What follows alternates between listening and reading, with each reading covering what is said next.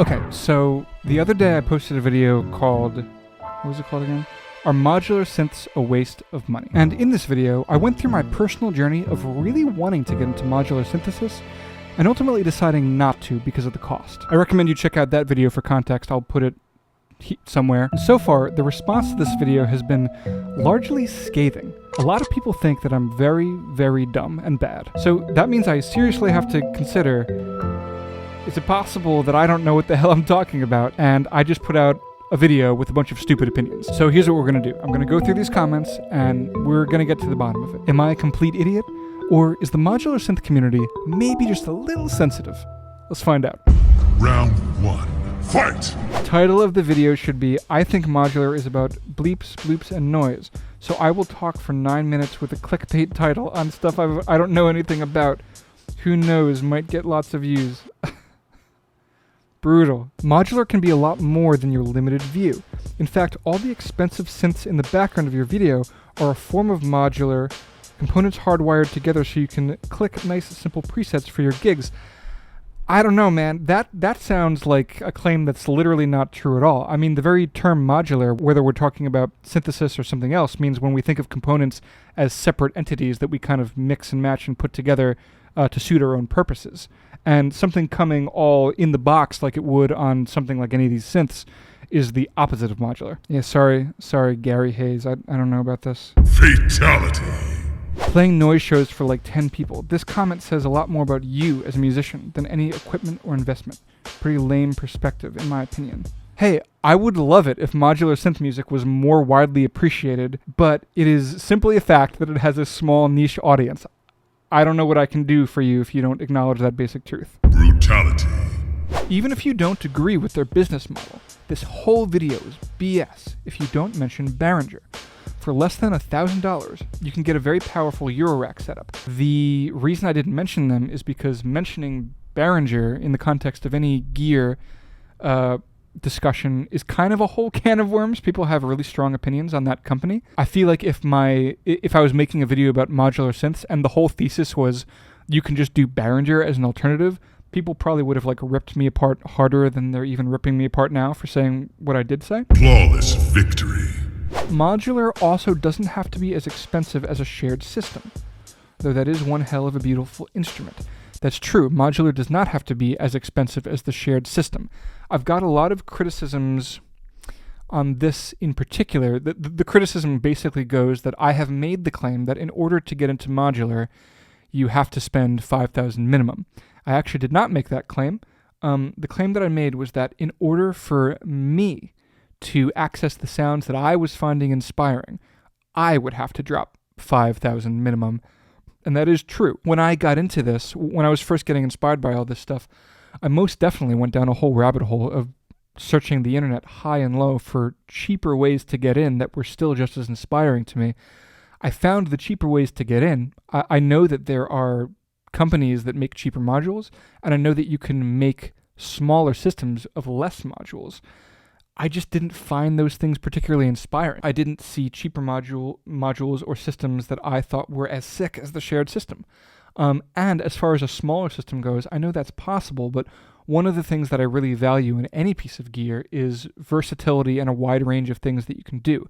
And kind of by definition, a smaller system with less modules is just going to be less wide-ranging, and you're going to be able to make less sounds and have less options. You're missing the point. Modular is not about automating filter sweeps. Modular is just another sound design and composition tool, like every other tool in your toolbox. It's all about how you use it, eliminating distractions, having fun, and being productive. I think modular is exciting for a bunch of reasons, but you don't even try to address real positives in your video. Maybe you shouldn't be making videos about things you don't have first-hand experience with. Okay, now here's the thing. Eco-centric. He's right. I don't have first-hand experience with this, and so it's inevitable that there are some parts of the modular world that I am missing. Now, the way in which I think that this person is missing the point is that the title of the video may be, Are Modular Synths a Waste of Money? But I was never really making the point that modular synths are a waste of money. I was saying that, would it have been a waste of money for me to spend the amount of money that it would have taken for me to make the sounds that were inspiring to me?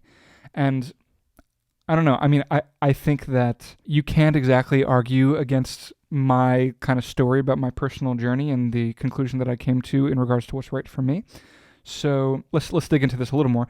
I think modular is exciting for a bunch of reasons, but you didn't even try to address the real positives in your video. I don't know, man. I mean, here's the positives that I did try to address. I said that modular synths are responsible for some of the most incredible and beautiful synth sounds that I'd ever heard in my life. That's kind of the whole point of the whole video, is that I was super inspired by it, but there was this barrier to entry. And I also, maybe you didn't get to this because it was later in the video, but I did make the point that the practice of patching and tweaking and ending up somewhere beautiful is very, very beautiful and a really cool approach to music. I made that whole point. And I also made the point that the lack of a keyboard in a lot of cases has the upside that it allows people to go deeper into the sound design because they're not focusing on as much on the traditional musical elements of like notes, chords, and melodies. Fatality.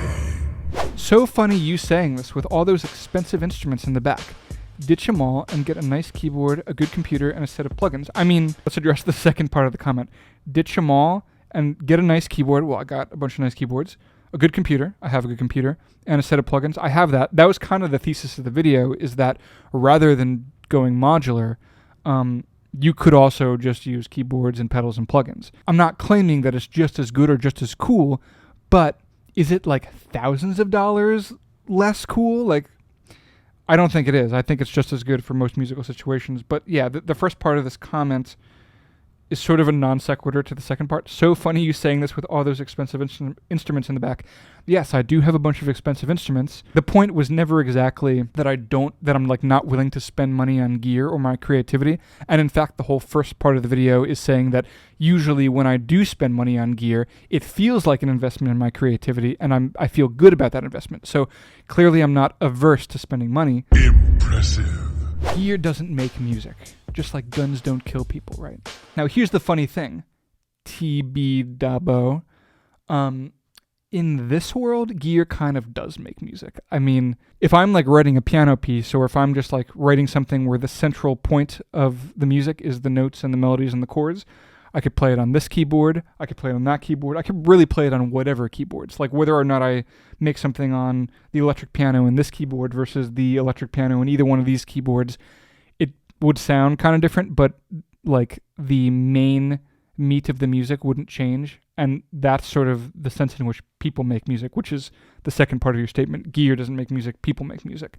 I think that in the modular world, gear kind of does make music. I mean, if I have a make noise shared system, take that away and give me some other system or give me some other piece of gear, and whatever I composed on that shared system, I just wouldn't be able to do on something else. So okay, so yeah, I mean, I know that in titling the video "Are Modular Synths a Waste of Money?" that is somewhat spicy, somewhat clickbaity, and somewhat inviting controversy. And I can tell by some of the comments that just say like yes or yes it is, that people didn't really watch the video. They're just responding to the title. It doesn't bother me to receive critical feedback. Keep it coming. Tell me I'm an idiot. Maybe I am an idiot. I don't want to be an idiot, so help me. I don't know. But I certainly feel like I, to some degree, poked a hornet's nest in making fun of... I don't think I made fun of them, actually. I mean, I don't know. It's a little... I guess I did. I had a pokey comment or two. Maybe the comment about what was it going to bring me if I got into modular? Like making weird sounds in my basement, playing noise shows to 10 people. I guess I'm poking at that community a little bit, but yo... if you can't make fun of yourself, like, I don't know. I think all communities have silly things about them, and I don't know, just you got to be able to take a joke. And it is funny that people spend all this money to make music that really has a really, really narrow appeal. That is a little silly, but it's not something that I don't understand, because I mean, I like weird music. I make weird music that has narrow appeal. I've spent my whole life in like weird prog and jazz fusion bands playing weird music and like, not becoming like a well-known musician for my original music. So I get it. And I also concede that I don't know a ton about the modular world because I didn't get into it. All I know is that I really wanted to get into it, and in order to get to the stuff that was inspiring me, it was just going to be too much money, so I didn't do it, and it was kind of like a distinct experience in the sense that I usually do spend the money to make the noises that inspire me, as evidenced by all the stuff that I'm surrounded by. I mean, I spend money on gear. I'm about it. This was just a thing where I had to sort of like go through this journey of like asking myself, what's the line that I won't go past? At what point is this going to not open new doors or really enable me to do anything new that I can't do in another way? Yeah. So thanks for watching. Thanks for commenting. See you next time.